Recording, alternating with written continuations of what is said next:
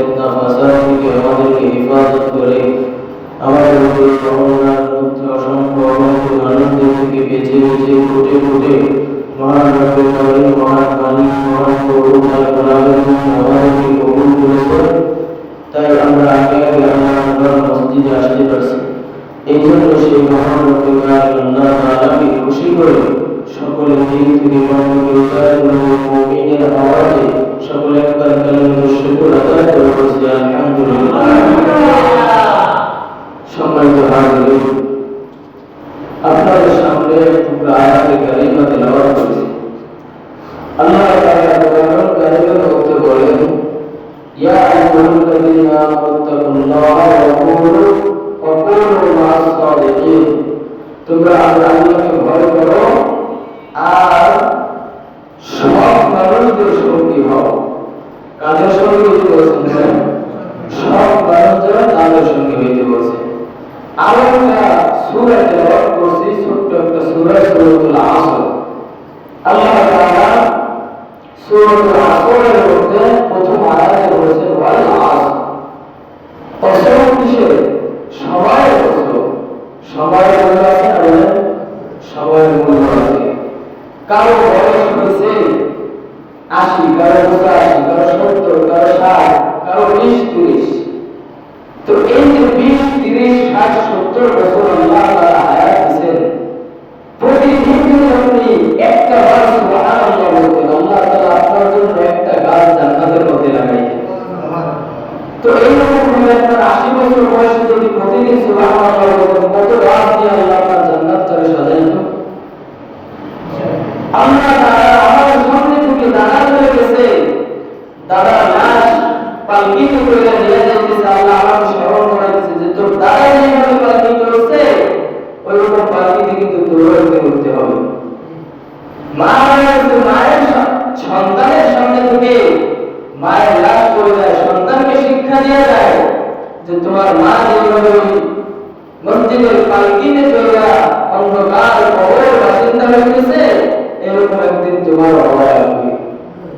তো এই সময়টা আসার আগে আল্লাহ তাআলা আমাদের জিন্দেগিতে যে সময়টুকু রাখছেন, আল্লাহ সময়ের কসম খাইছে যে তোমরা সময়ের হেফাজত করো, সময়টা হেলায় ফেলায় কাটাইও না, দুনিয়ার পিছনে সময়টাকে কাটাইও না, দুনিয়ার পিছনে সময়টাকে কাটাইও না, সংসারের পিছনে সময় কাটাইও না।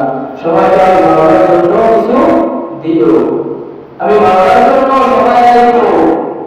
তোমরা সংসার করো, তোমরা দুনিয়ায় করবা, সেই রকম চলতে যেটুকু দরকার সেটুকু তোমরা করো, কিন্তু আমি মাওলার ভুলে যাই না। আমি মাওলার স্মরণে নাম করে তোমরা যা পাও করে দেবো, কিন্তু আমি মাওলারে স্মরণ করো। এই জন্য সময় ব্যবহার করতে হবে। আল্লাহ তাআলা বলেন, ওয়াল আসর ইন্নাল ইনসানা লাফি খুসর। তারা হলো কি ক্ষতিগ্রস্ত দুনিয়ার মানুষ। আবার অপরাধে বলছে তারা নয় যারা ঈমান আনছে। সুবহানাল্লাহ। ঈমান আনছে কি রকম? শুধু মুখে বলে ঈমান? ঈমান আমাদের মুখে বলবে, অন্তরে বিশ্বাস করবে, কাজে পরিণত করতে হবে। শুধু মুখে মুখে বললাম ঈমানদার, কাজে পরিণত হবে ঈমানদার বলা যাবে না। এই জন্য ঈমান আনছে আল্লাহ বলে যে তোমরা ঈমান আনো যেইভাবে সাহাবায়ে কেরাম ঈমান এনেছে, যেইভাবে সাহাবায়ে কেরাম ঈমান এনেছে। আমাদের আমল নাই, এই আমল নাই কেন জানেন? আমরা সাহাবাদের মতো কষ্ট করে ইসলাম গ্রহণ করি নাই। কি বলেন? আমরা কষ্ট করে ইসলাম গ্রহণ করি না, এই জন্য আমাদের ভিতরে নেক আমল খুব কম। একটা হিন্দু যখন মুসলমান হয়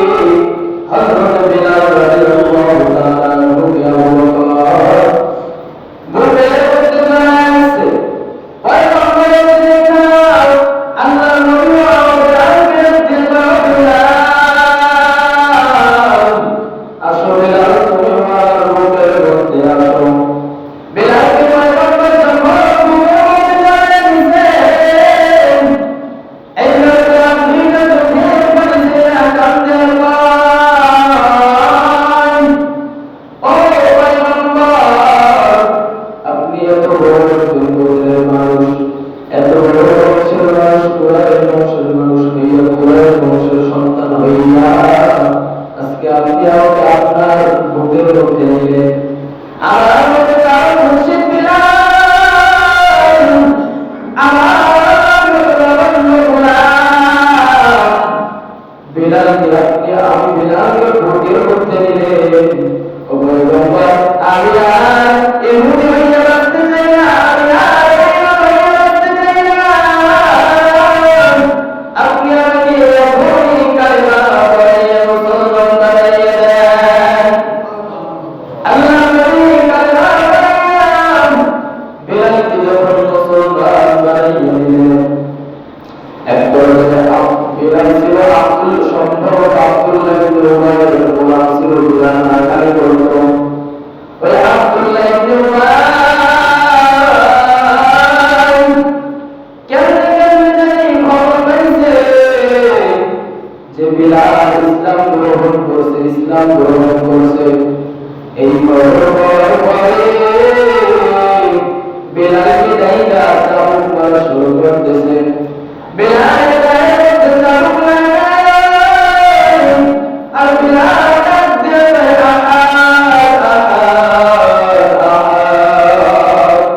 যতবার আহাদ বলে ততবার আব্দুল্লাহ ইবনে উমাইয়া আল্লাহর বান্দা বিলালের গায়ে পড়তে চাবুক লাগায়। আবু বকর ডাক দিয়ে বলে, বিলাল তুমি তো আহাদ যদি আসতে বলে আমার আল্লাহ রব্বুল আলামিন দাও শুনি, তো তুমি আসতে বলো তো আব্দুল্লাহ ইবনে উমাইয়া তোমার উপর থেকে আহাদ যেহেতু বলায় আসতে বললে তোমার বিলাল আমি আস্তে আস্তে আহাদ বলবো এই যে আমি পারতেছি না। কেন যখন আমি জোরে জোরে আল্লাহকে আহাদ বলে রাখি তখন মনে হয় যেন আমার গায়ে আব্দুল্লাহ ইবনে উমাইয়ার চাবুক আঘাত লাগে। কত জোরে বলতে যায় ইসলাম তারপর ইমান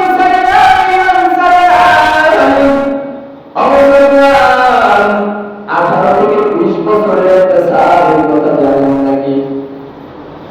সাহাবীরা আম্মার রাদিয়াল্লাহু তাআলা আনহু হযরতে সুমাইয়া রাদিয়াল্লাহু তাআলা আনহার সন্তান। আম্মার রাদিয়াল্লাহু তাআলা আনহা সুমাইয়া রাদিয়াল্লাহু তাআলা দুই পথ দিয়ে হাইটে যাইতেছে, রাস্তা দিয়ে হাইটে যায়। বদমাশ আবু জাহেল দেখতেছে যে সুমাইয়া আর আম্মার হাইটে যাইতেছে। সুমাইয়া ডাকতেছে, সুমাইয়া এদিকে আসো। সুমাইয়া যখন আবু জাহেলের কাছে গেল, সুমাইয়া ডাকতে বলে, কি রে সুমাইয়া, শুনলাম তোমরা তোমার ছেলে মুহাম্মদের নবী, শুনলাম আল্লাহর পরে নাকি তোমরা ঈমান আনছো, জান্নাত আছে জাহান্নাম আছে, এটা কি বিশ্বাস করো তোমরা? বলে হ্যাঁ আবু জাহেল, আমরা আল্লাহর পরে ঈমান আনছি, মুহাম্মদের নবী আনছি। বলে তুমি তো বলে ঈমান ছেড়ে দাও। বলে না আবু জাহেল না, তুমি যতই বড় লোক, যতক্ষণ পর্যন্ত জীবন আছে ঈমান ছাড়তে হবে না। আবু জাহেল করছে কি বলতে দেয় দুটো খুঁটি নিয়ে দুইটা খুঁটি নিয়ে সুমাইয়াকে একটা খুঁটির মধ্যে আছে, আরেকটা খুঁটির মধ্যে আম্মার রাদিয়াল্লাহু তাআলা খুঁটি আছে। মাইকা বলে আম্মার ইমাম সাহেব কি খুব ভয়ঙ্কর পরিণতি দেখবা। বলে ইমাম সাহেব কি ভয়ঙ্কর পরিণতি দেখবা। আম্মার বলতে জীবন যাবে তারপরে না ছাড়তে পারবো না। সুমাইয়াকে দেখে সুমাইয়া ভয়ঙ্কর পরিণতি দেখবা নাকি ইমান ছেড়ে দিবা। বলে আবু জাহেল জীবন দেব কিন্তু ইমান ছাড়বো না। এই সুমাইয়া রাদিয়াল্লাহু তাআলা নাকি মাটির মধ্যে মারিয়া আবু জাহেল পুরা উলঙ্গ করে ফেলেছে। সুমাইয়া রাদিয়াল্লাহু তাআলা নাকি নাউযুবিল্লাহ সরকারের সামনে মাটি উলঙ্গ করে কেমন লাগে মুসলমান। আম্মা রাদিয়াল্লাহু তাআলা মাথা নিচের দিকে দিয়া চোখের পানি ছেড়ে ফেলতে হলো। দৃশ্যটা দেখা যায় কেন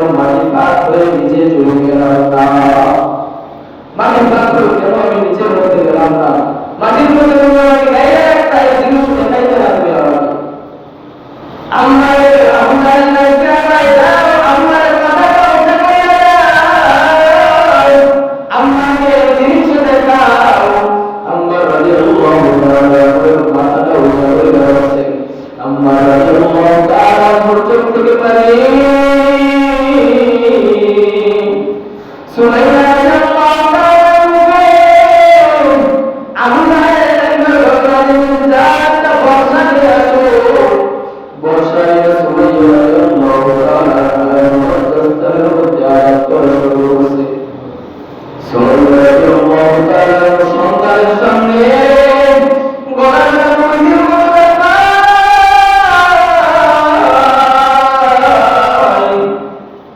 আর রাত বিরাতে আমার জীবন চলে যায়, আমার দুনিয়ার জমিনের মধ্যে বাঁচতে পারবো না আমার মনে হয় দুনিয়া ছেড়ে যাওয়ার সময় আমি মারা যাই, কিন্তু তারপরে তুমি কই বাতিলের সামনে মাথা নত করিও না। ইমান নিয়ে তারপরে এইভাবে করতে করতে হযরত সুমাইয়া রাদিয়াল্লাহু তাআলা আমাকে হত্যা করে ফেলল। তারপরে সুমাইয়া রাদিয়াল্লাহু তাআলা কিন্তু ইমান ছাড়ে নাই, মুসলমান এইরকম অনেক অনেক ঘটনা আছে সাহাবায়ে কেরামের মধ্যে। রোম সম্রাটের বিরুদ্ধে আব্দুল্লাহ ইবনে রাওয়াহ রাদিয়াল্লাহু তাআলা 40 জন সঙ্গী সহ যুদ্ধের জন্য চলেছে। যুদ্ধের জন্য রোম সম্রাট খবর পেয়েছে মুহাম্মদ আসতেছে। এই খবর পাওয়ার পর রোম সম্রাট ঘোষণা করে দিয়েছে, মুসলমানের একটা বাড়ি আমার কাছে ধরে নিয়ে আসো। মুসলমানের বাড়ি ধরে নিয়ে গেল। ধরে নিয়ে যাওয়ার পর এইবার রোম সম্রাটের সামনে দাঁড়িয়ে সমস্ত সৈন্যরা দাঁড়িয়ে বলে, রোম সম্রাট থেকে চলে বলতো সেনাপতিকে কাহারে নিয়ে পূর্ণ একটা আল্লাহ নবী হযরত আব্দুল্লাহ ইবনে মুযাফফর রাদিয়াল্লাহু তাআলা ছোট মানুষ, সেই আব্দুল্লাহ ইবনে মুযাফফর রাদিয়াল্লাহু তাআলা হাত্তা এই কাফের সেনাপতি হলো আমি আব্দুল্লাহ। রোম সম্রাট বলে, আব্দুল্লাহ তোমার চেহারার গঠন দেখে তো আমার খুব ভালো লাগছে, তোমার কথা বলার ধরন খুব ভালো, আসল কথা কি জানেন কি? যার অন্তরের মধ্যে ইমানের আলো আছে, যার অন্তরের মধ্যে ইমানের আলো আছে, তার চেহারাটা দেখতে ভালো লাগে, ঠিক কিনা ধরে নয়? আব্দুল্লাহ ডাক দিয়ে কয়, ও আব্দুল্লাহ তোমাকে দেখে তো আমার খুব ভালো লাগছে। আব্দুল্লাহ তুমি আমার পাশে এসে বসো। আব্দুল্লাহর পাশে গিয়ে বসার পর রোম সম্রাট ডাক দিয়ে কয়, আব্দুল্লাহ আমি আমার পাশে যেকে বসতে চাই না, যাকে আমার পছন্দ হয় আমি তাকে বসতে চাই। আব্দুল্লাহ তোমাকে আমার খুব ভালো লাগছে, তোমাকে আমার খুব পছন্দ হয়েছে, তোমাকে আমি তোমাকে একটা শর্ত দেব, শর্ত যদি তুমি মানতে পারো আব্দুল্লাহ তাহলে তোমাকে দুইটা পুরস্কার দেব। একটা শর্ত পুরস্কার, দুইটা পুরস্কার দেব। আব্দুল্লাহ বলেন আপনার শর্ত বলেন। এইবার আব্দুল্লাহ কথা বলে, রোম সম্রাট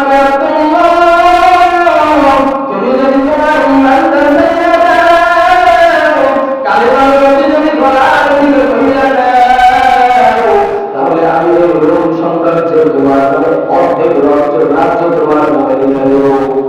শুধু তাই নয় আব্দুল্লাহ, আমার ঘরে একটা সুন্দর রূপসী কন্যা আছে, তার সঙ্গে তোমার বিবাহ দিয়ে আমার জামাই বানিয়ে রাখবো।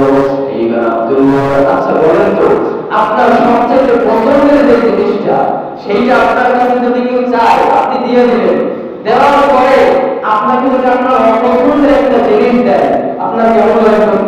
শরীর রক্ত টক্ক করে উঠবে না? তো সাহাবায়ে কেরামের সবচেয়ে পছন্দের সম্পদ ছিল ইমান। আব্দুল্লাহ নাম দিয়ে উঠে দাঁড়াইয়া বলে, ইয়া আল্লাহ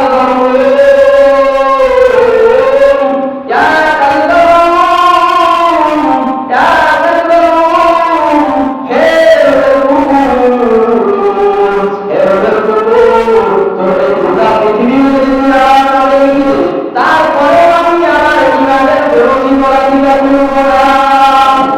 সুবহানাল্লাহ। ইমানের রশি গলা থেকে করব না, যদি গোটা পৃথিবী আল্লাহ লেখা যায়। এইবার বলে এই যাও রহমতুল্লাহকে জলদি করে জেলখানা বন্দি করো, এইবার রহমতুল্লাহ জেলখানা দিয়ে কষ্ট দিবা, আমার আদেশ তারা খানা দিবা, কিছু বলতে পারো না। আব্দুল্লাহ রাদিয়াল্লাহু তাআলা জেলখানার মধ্যে এক সপ্তাহ বন্দি করে রাখছে, কোনো খানা পিনা নাই। আব্দুল্লাহ রাদিয়াল্লাহু তাআলা জান্নাতের জায়গা। আব্দুল্লাহর অবস্থা দেখে ডাক্তাররা বলে বাদশার কাছে গিয়ে বলে আব্দুল্লাহর মুখেরা জান চলে যায়, বা কিছু খাওয়া না চলে অনেক সমস্যা হয়ে যেতে পারে। বাদশা বলে যাও ওর খানা হিসাবে দিবা সুগারের মাংস দিবা আর মদ মিশাল পানি দিবা। হালাল না হারাম? মুসলমানের জন্য হারাম না? এইটা দিবা।